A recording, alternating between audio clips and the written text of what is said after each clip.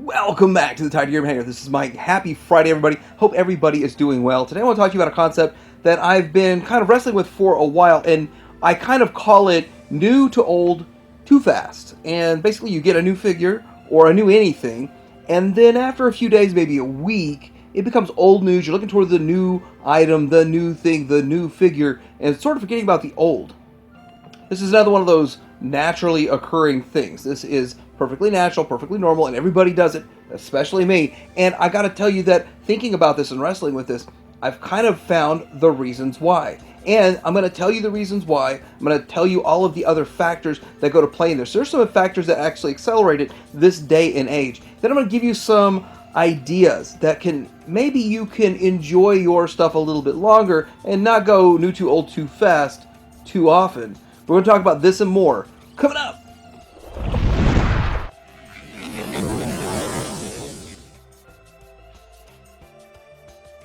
So there's really two reasons why. There are two sort of economic laws why. Utility is a concept in economics which refers to the usefulness or enjoyment a consumer can get from a good or a service.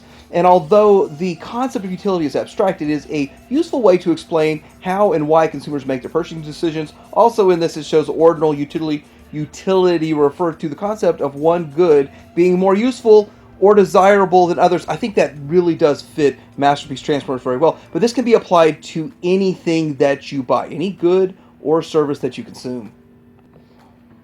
I know nobody else ever talks about MPO1, but I talk about it a lot because it's where it started. When I got this in 03 or 04, whenever I ended up getting it on sale at Walmart, the first Optimus Prime was a high level of utility, probably the highest level of utility that I will experience for any Masterpiece Transformer, just because it was the first one. We never had anything like this before. I was impressed. I even knew that it wasn't perfect and there were a lot of areas it could be improved. It still was the most G1-esque Optimus Prime that had been made in the modern era. You gotta think, there was G1, then there was this. That was it. And it was still a few years off till we got classics.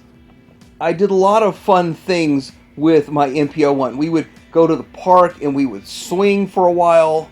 I'd invite my friends over to check out my new MPO1. They said, "Hey, bud, if you're really bringing us over here for some toys, there better be something good to drink." But of course I displayed it. I don't really have any old display pictures, to tell you the truth. I really didn't take pictures of that kind of stuff back then, back in 03, 4, up until, well, I didn't really start taking pictures until about 5 or 6 years ago. So it's still kind of interesting, though it would be nice to have those pictures. But still, it's something that was maybe a whole year. And I think Masterpiece for a while was you'd enjoy that figure, savor that figure for almost a whole year, because you didn't get one or two a year. You didn't get like we're getting now, where you get several a month. So that's for today, where there's several coming out every day. And we're going to get into some of this stuff, but although they may be replacement products, there's still several different figures coming out every month, and so it's not quite as special as it was. The utility is not quite as high on this. That's when we started getting into the law of diminishing returns. Now I'm just going to toss up the law of diminishing marginal utility. It's the same thing, but it says that the marginal utility from each additional unit declines as consumption increases. Number one, the marginal utility can decline into negative utility as it may become entirely unfavorable to consume yet another unit of any product. That means that's when you have way too much and you need to kind of downsize a little bit. You could even have negative utility. But hey, we're not really going to get into that in this video, but yeah, it's possible. This chart, I really don't like the orientation of it, but it's a pretty easy chart to look at. On the top tells you the number of items, units of utility. On the bottom is marginal utility. So as you get more items, you have less and less utility as from each item. It's pretty simple. It's very easy. So the first one that you would get would have the highest level of utility. So the bottom one, say 36, go down to 28, 22, 15, until at a certain point you get zero utility, zero enjoyment out of adding yet one more item to your collection. That point is when you probably need to stop collecting, but still, this graph sort of shows it in a way. This is talking about movies, but you can apply it to anything that you consume. And let me rephrase this. If you go 6 hours without drinking water, your first drink of water is going to register as a 36. and your second one would register as a 28. But if you drink 50 drinks of water in a row, eventually you're going to have a 0 utility because you're going to reach your maximum limit of water intake. So, Mike, why are you even talking about this? Because, well, that's kind of the facts or the laws behind this and this whole concept, but you experience it the same as I do. We all experience this. So let me ask you this. How many of y'all got one of these or both of these perceptors when they were released? And how many of you right now think that's kind of an old figure now? And I guarantee most people will feel that way. Now, there's people that were late to the game to getting it, didn't get it right at release, and I understand that. Some people caught one on sale later down the road and are still really stoked they got it on sale. So there's some different things to it, but after a while, even those people are going to put it on their shelf. It's going to be considered old news. Right now, we just got this Outrider, and I got to say, Outrider is probably one of the ones I heard the most, people wanting to get this figure. And it was surprising to me because there were so many other options out there that why is Outrider the one you're focused on that you really want the most? But I can kind of understand that in a way too, though, because it is a pretty good figure. It is a pretty solid figure. And of course, the Fans Toys really doesn't let down very often. You know, and it's also one of those things that this might be a prime time to buy one of the other options. If maybe you don't want to pony up the money for an Outrider, although I think he's on sale a lot of places. He's on sale. He's a little cheaper than the original release price at a few places, or he was for a while. But maybe there's other ones you can snag for like 50 or 60 bucks. Maybe there's one of the other options that's out there and you could get it for a good price.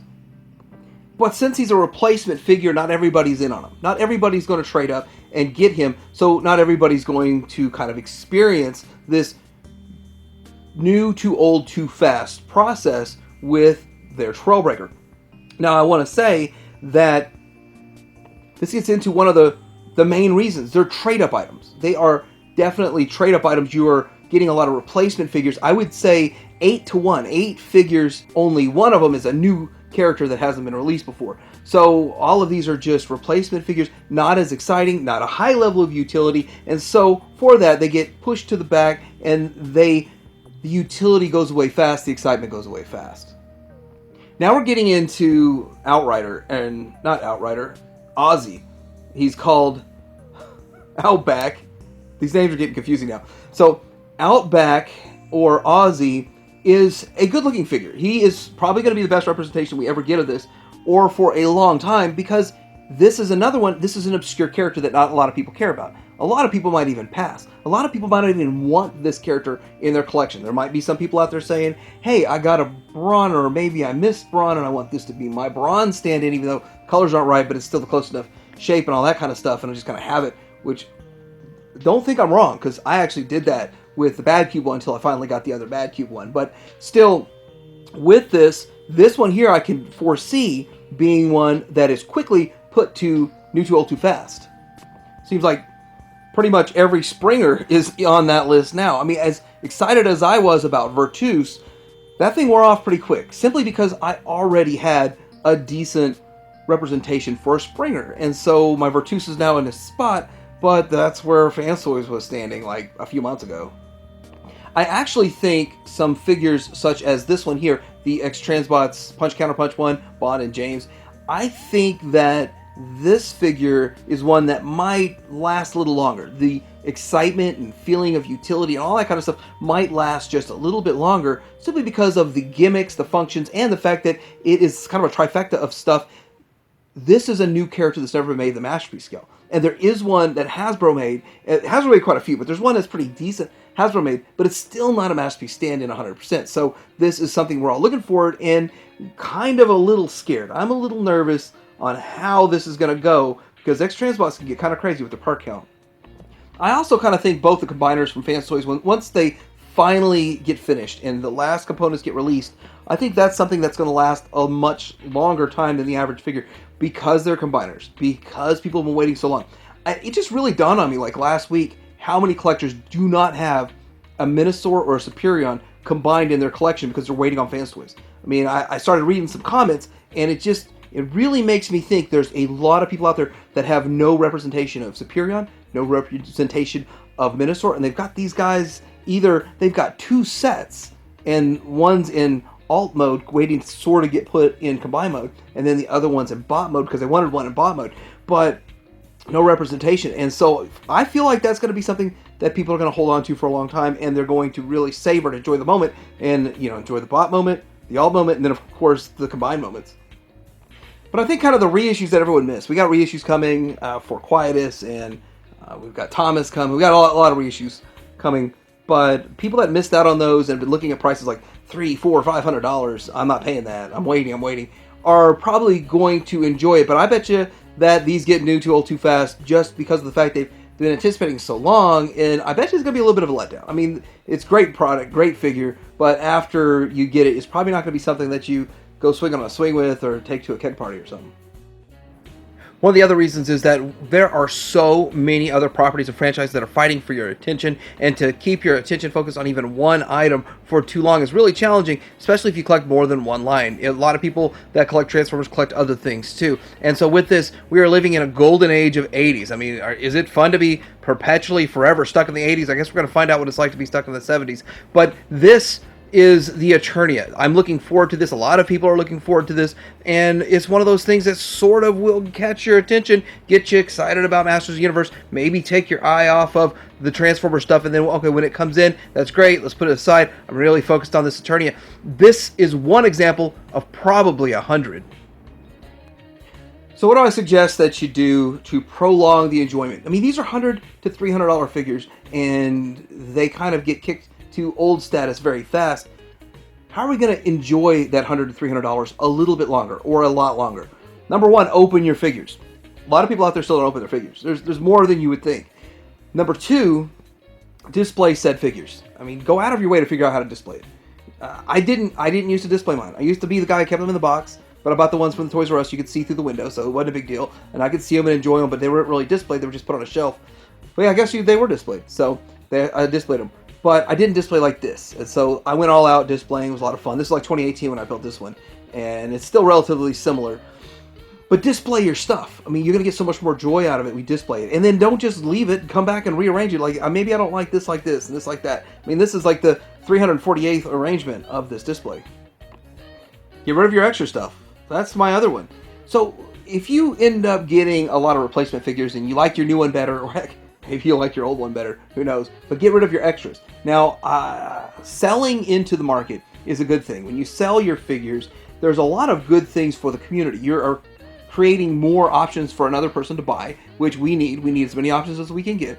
And you're bringing something available that's older that maybe somebody really wanted, or maybe they just wanted to handle it. They wanted to transform it, or maybe they wanted to see how it was. I mean, people are like that. People want to get it for a while. They'll have it for 6 months, enjoy it. It'll be new too old too fast for them, and then they'll get rid of it. But selling your stuff, so selling it is a good point. But I really probably need to do a whole video about selling, because I had a lot of thoughts that I wanted to share and advice, and I just don't have enough time in this video to do it. So I'm going to skip over my advice and my tips and tricks for selling. If anybody wants me to do that, that might actually be my next week's video.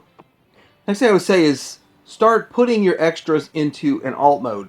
This is probably not the best alt mode picture in the world, but I have, I think, about a dozen Masterpiece Transformers in alt mode I can use in comparisons. I generally use kind of the same 3 or 5, but for me it's helpful for comparison reasons, but it also looks better on the shelf. It creates a little bit more open space in your display instead of kind of cramming them all together, and so I try to kind of like put them in the center and lower so you can see the figures a little bit better in alt mode. And there's a lot of people that like to put an alt mode next to the bot mode, and if you have 2 different versions from 2 different companies, it spices it up and adds a little bit of variety. Next up, take pictures and share on social media. So just think about this.